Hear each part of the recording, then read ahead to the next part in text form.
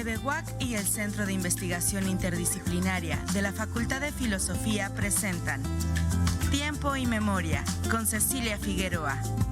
Comenzamos.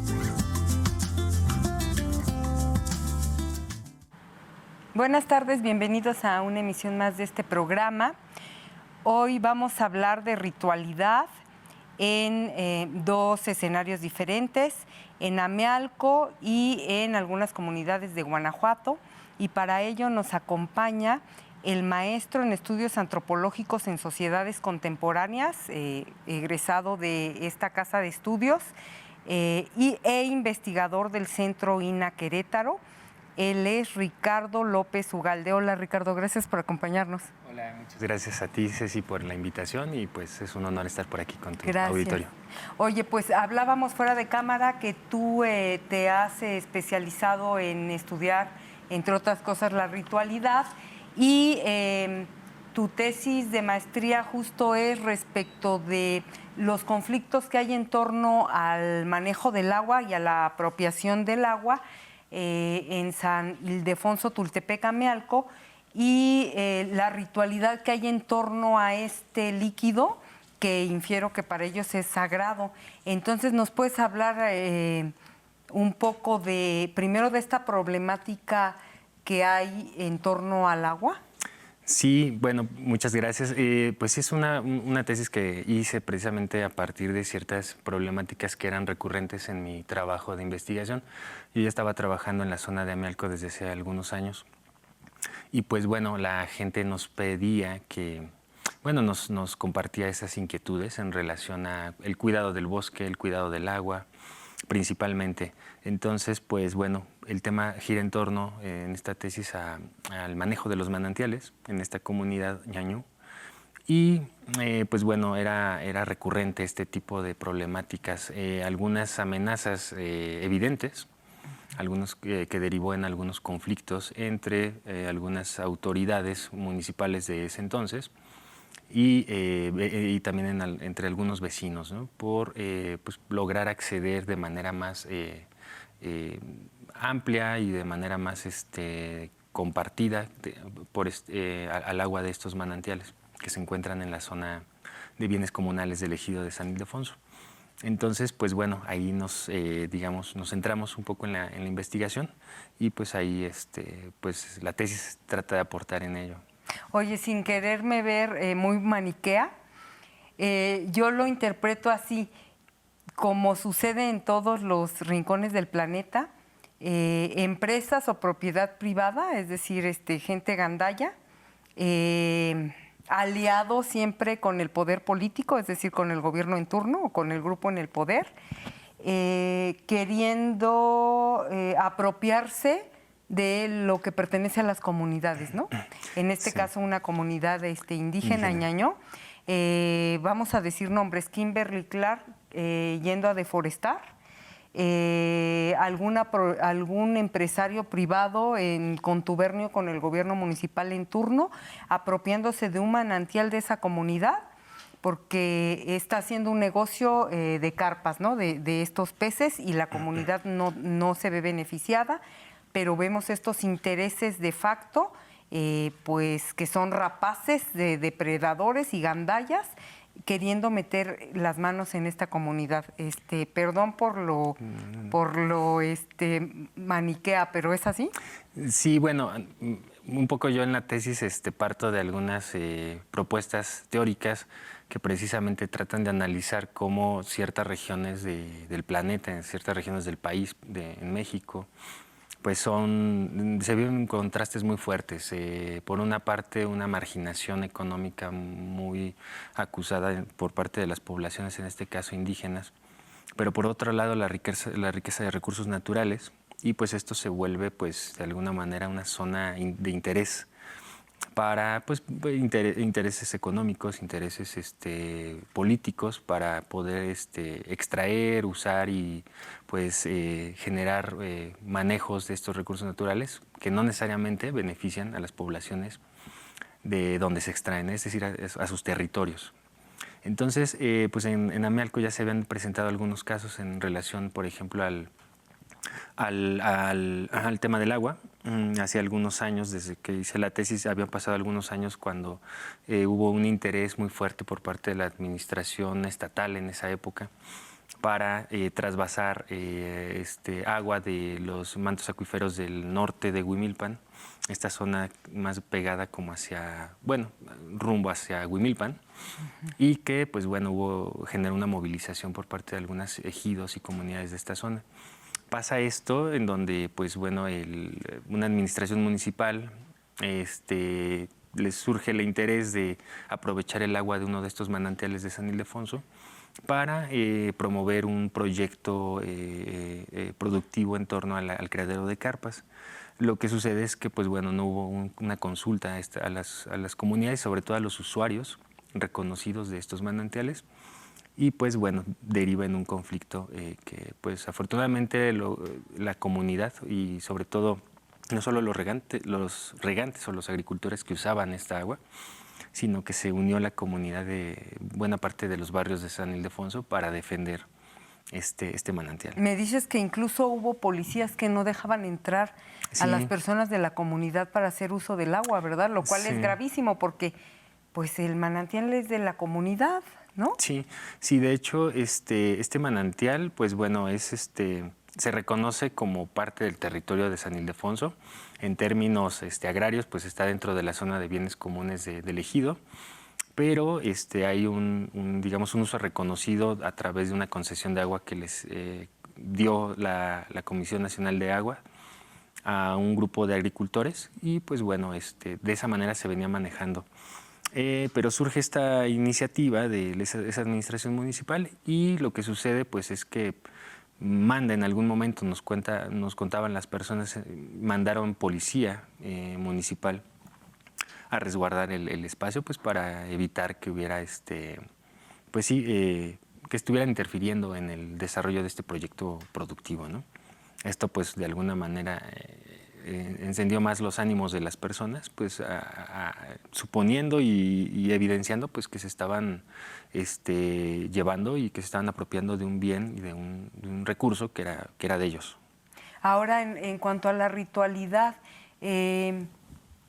sabemos que para la cosmovisión mesoamericana y para los pueblos originarios, todo lo que son recursos naturales son sagrados, ¿no? Y su ritualidad gira en torno a ello. En este caso, ¿cómo es la ritualidad y qué se hace en torno a estos manantiales? Sí, es el agua ardeje o artemideje, que es el agua que se florea, es el agua que se le deja ofrenda. Pues es un elemento fundamental para esta población y para las poblaciones de tradición agrícola en el país, ¿no? En este caso, pues en San Ildefonso hay una fuerte ritualidad en torno a los manantiales. En torno al agua, por ejemplo, las fiestas a los temporales, a la Santa Cruz, pero específicamente a los manantiales el 3 de mayo y durante prácticamente desde fines de abril y hasta todo el mes de mayo, hay una fuerte actividad de festividad en torno a los manantiales, a donde acuden los sacerdotes de las parroquias de Amialco a celebrar misas, pero aunado a ello, pues hay una participación de especialistas rituales.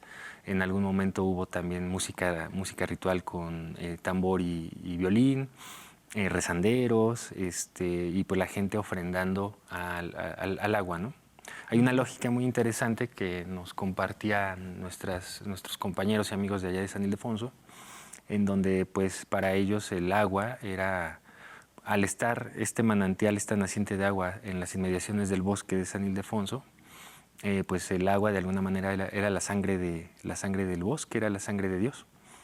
Esa sangre del bosque manifestada como agua, pues había que propiciarla para que no se adelgazara, para que siguiera siendo nutritiva y para que siguiera, digamos, brotando agua de esa naciente, de ese ojo de agua. En ese sentido, la ritualidad era un trabajo colectivo muy importante que si se dejaba de hacer, pues se incurría en una falta frente a Dios y frente a la Santa Cruz que custodia y que se vuelve uno con el manantial, porque pues de alguna manera no hay una reciprocidad y no hay un agradecimiento por esa agua que de alguna manera sustenta la vida en San Ildefonso a través del riego de las milpas y de la propiciación de toda la agricultura en esta zona, pero también a partir del agua para consumo humano. Hay varios manantiales que se utilizan para consumo humano. Entonces, cada 3 de mayo, antes y después del 3 de mayo, pues se generan estas festividades. Y en cuanto al sincretismo, bueno, yo sí lo estoy viendo ahí porque pues recordemos que en época mesoamericana, en esta región, en todo el altiplano, si mal no recuerdo, si no me corriges, esta ritualidad era a la esposa de Tlaloc, ¿no? La señora de las borlas, ¿no? Uh-huh. Y entonces incluso se han encontrado pues figurillas de ella y cómo se le ofrendaba, porque ella era la encargada diosa responsable, no sé cuál es el término mesoamericano, de todo el agua estancada, ¿no? De todo el agua que emana de la tierra, mientras que Tlaloc, su esposo, era del agua que cae del cielo, y entonces había que hacerle estos rituales propiciatorios a esta señora del agua, y era tan importante que de ahí viene ¿cómo se llama? Chalchihuite, que está incluso en los templos mesoamericanos, no, en los templos ya católicos, están estas figuritas representadas por jade verde y jade azul, que es esta agua de los manantiales, ¿no? Entonces así se da como el sincretismo de pasar de lo mesoamericano, ahora lo ponemos en los templos. ¿Y tú qué ves de este sincretismo o de este paralelismo en cuanto a lo católico? Ya me dices, ¿no? En esta devoción de sustitución, ¿no? Les quitamos a la señora de las borlas, que no me acuerdo cómo se llama, la esposa de Tlaloc, y le ponemos a la Santa Cruz, y les quitamos al sacerdote Ñañó y les ponemos al cura católico. Pero tú que eres especialista, ¿qué nos puedes decir de esto? Bueno, en esa zona igual no hay al día de hoy pues una referencia muy específica a alguna deidad prehispánica, pero pues podemos identificar toda esta cosmovisión de tradición mesoamericana pues en todas estas construcciones, ideas y concepciones que se tienen en torno al agua. Uh-huh. Es decir, el agua no es un recurso natural, podremos decir, no es algo que no tenga vida, para ellos el agua tiene vida. Uh-huh. El manantial en específico es una entidad que se vuelve una con la Santa Cruz, es decir, no hay una distinción clara entre la Santa Cruz, que suele estar en los manantiales, y el manantial mismo. La fiesta se le hace a la Santa Cruz y al manantial. El manantial en sí es una especie de miembro de la comunidad, es una entidad, es una persona, tiene agencia, tiene características de personalidad humana, tiene temperamento. Eso es súper mesoamericano, ¿no? Totalmente, entonces no estamos hablando con algo inanimado, sino con algo que tiene vida y que interactúa con los integrantes de las comunidades y los barrios, que principalmente se abastecen y digamos se benefician de esta agua. En ese sentido, pues estos manantiales suelen ser muy celosos, es decir, se suelen enojar cuando la gente de las comunidades se pelea o se envidia por acaparar el agua y, digamos, utilizar más agua de la que le corresponde y dejar a otros sin agua. Se secan, ¿verdad? Se secan. Y se secan bajo una lógica. Los manantiales se molestan y deciden irse. O sea, la persona se va, ¿no? Y con ello deja atrás pues, el ojo de agua seco. En ese sentido, pues si bien en este manantial que nos tocó hacer este registro, no se secó del todo, sí tenían referencias de que años atrás, bueno, que era un manantial muy rico, que era usado desde la época de la hacienda de la Torre para beneficio de los riegos de todos los trigales y toda esta zona. Entonces, pues desde entonces era un manantial, decían los adultos mayores, los ancianos, siempre ha sido un manantial muy asediado, muy lleno de conflictos, ¿no? Todo el mundo quería acaparar esa agua. ¿Qué sucede? Que pues bueno, que a raíz de ciertos conflictos que ellos recuerdan, identificaron que el agua había bajado su capacidad de descarga, ¿no? Es decir, ya no daba la misma agua que daba hace años, y que esto lo adjudicaban a que pues el manantial se iba enojando y como que ya no quería estar entre una comunidad donde se estuvieran peleando por su agua.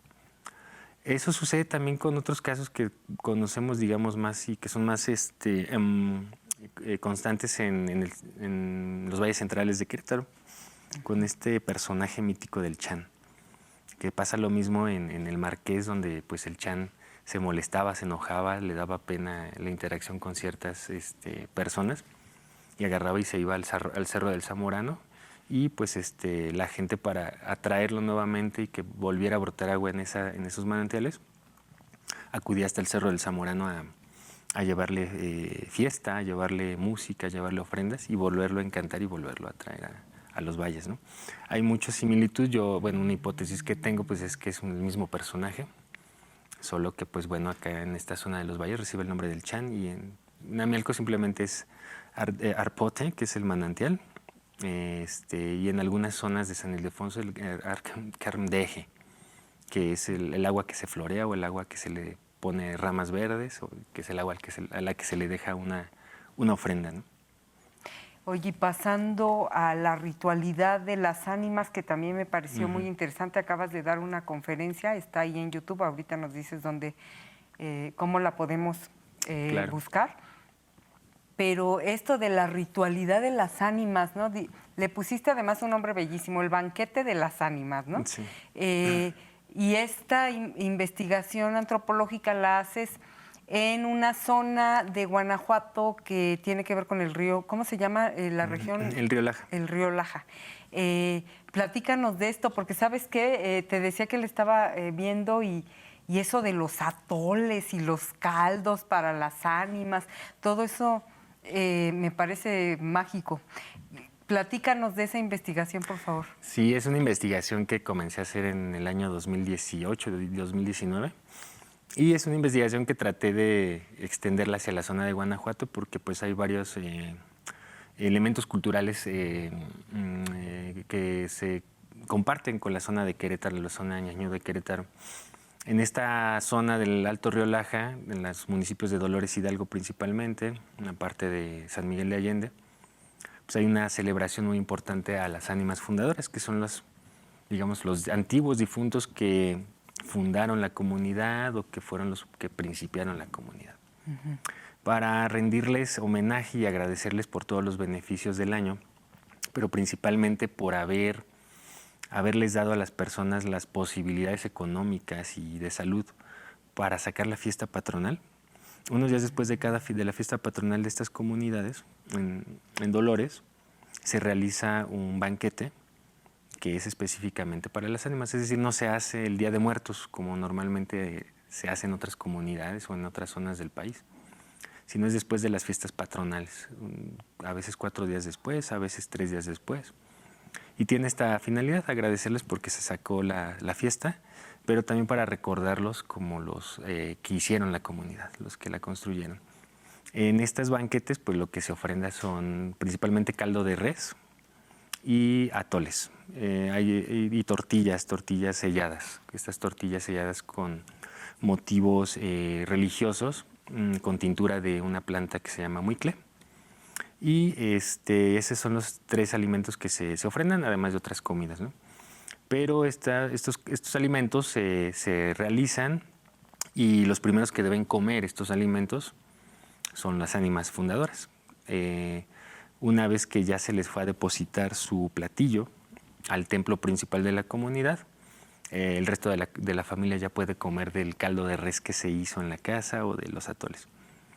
La celebración suele ser nocturna, más bien es nocturna y comienza alrededor de las 9 de la noche y durante ella, pues, elementos importantes que podríamos destacar es la presencia también de un especialista ritual, el sahumador, que tiene también la función de rezandero, que es el que se encarga de propiciar a partir de la quema de copal en braseros y purificar y propiciar estas comidas para los ancestros. ¿Y todo esto se hace en el templo de la comunidad? Sí, hay una especie de espacio ritual muy definido que comprende la capilla principal o el templo de la comunidad, la zona del atrio el Calvario del atrio, que es una construcción de menores dimensiones donde se asocia a la presencia de una ánima fundadora.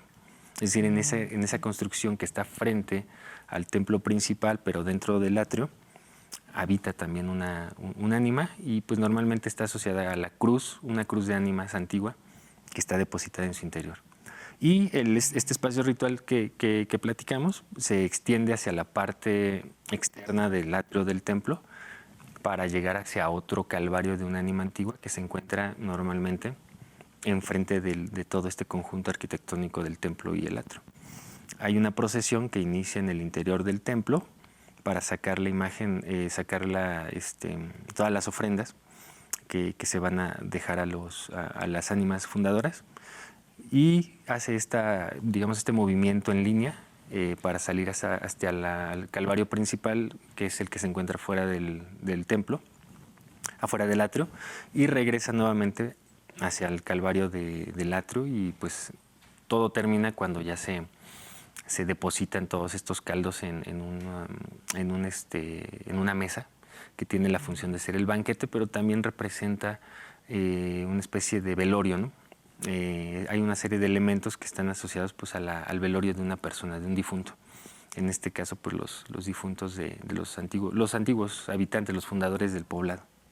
Oye, perdón, ya sé que los paralelismos no se valen, pero es que cuando me hablas de esta capilla que está enfrente y además muestras la foto ahí, sí. Yo vi esa capilla de esa ánima ahí en el atrio y yo dije, ay, esto es una capilla oratorio Tomí de las que vemos en San Miguel Tolimán, sí. Que son familiares, que son súper indígenas en cuanto a mesoamericano. Tiene que ver con eso, ¿verdad? Sí, es parte de estos elementos culturales distribuidos geográficamente en esta zona desde Hidalgo, el Valle del Mezquital, pasando por el semidesierto, el mismo Amialco, aunque ya ha caído en desuso en varias comunidades, pero se extiende prácticamente por San Miguel, Comonfort, Dolores Hidalgo, la zona del Bajío, esta zona del Bajío de Guanajuato, que es Apaseo, etcétera. Parte de Celaya, y tiene esa función, ¿no? En este caso no son capillas familiares, sino son capillas ya comunitarias, pero pues sí está totalmente asociado, o sea, es la misma distribución espacial de capilla, calvario y en algunos casos calvario exterior a la zona atrial de la capilla del templo. Y además son a los ancestros, ¿no? A los fundadores. Uh-huh. Y por lo que me dices, hay una... ¿cómo te diré? Como una reinterpretación de que estos ancestros, que son los fundadores, a su vez son, esto también me suena muy mesoamericano, como los guardianes ahora de la comunidad, a quienes se les atribuye milagros, favores. Favores. ¿Sí? Sí, totalmente. Sí, en este caso, bueno, aunque no sucede, por ejemplo, en el sur de Querétaro, en Santiago Mezquititlán, en San Ildefonso, las fiestas a los ancestros, a los difuntos, pues se dividen en ancestros, a los difuntos ancestros, a los difuntos familiares, a los difuntos del linaje familiar, etcétera, ¿no? Las fiestas a los ancestros fundadores del poblado se realizan en los templos principales, en San Ildefonso Centro, Santiago Barrio Primero, etcétera. Y tienen esta función, ¿no? Son los que legaron los orígenes culturales, las normas religiosas, la tradición o lo que se conoce como el costumbre, uh-huh. Y que, pues bueno, es parte de una obligatoriedad de las generaciones actuales, seguirlo realizando bajo una lógica de agradecimiento, no solamente a Dios y a los santos, sino también como un agradecimiento a estos antepasados que les dejaron pues los lineamientos de cómo comportarse frente a estas potencias sagradas. Ok. Y finalmente, porque nos queda poco tiempo, ¿cuál es el argumento de que todo en el banquete sea líquido? Atoles, caldos, bueno, lo único sólido son las tortillas, ¿no? La carne de res. Bueno, en realidad, hasta donde he tenido la oportunidad de desarrollar la investigación, no he llegado a ese punto. Hay una lógica del tema de la res como un sacrificio que todavía nos falta un poquito platicar, profundizar un poquito en ese análisis, pero el tema de sacrificar de una res, es decir, se mata una res, se juntan un número de familiares o de vecinos para ver quién va a entrar en el banquete. Ponen dinero, compran una res y la matan, pero pues esta muerte no es una muerte común, ¿simbólica? sino es sí es una muerte porque se tiene que preparar el caldo, pero hay toda una solemnidad alrededor de ella. Hay una serie de rituales a partir de la copal para propiciar ese sacrificio, para que desde ese momento se vayan ya generando estas dádivas a las ánimas fundadoras. Ok, pues Ricardo López Ugalde, desafortunadamente el tiempo se nos terminó. Muchas gracias por haber estado aquí. Muchas gracias a ti, Ceci. Gracias. Y a nuestros televidentes nos vemos en la próxima emisión. Buenas tardes. TVUAC y el Centro de Investigación Interdisciplinaria de la Facultad de Filosofía presentaron Tiempo y Memoria con Cecilia Figueroa. Gracias por acompañarnos.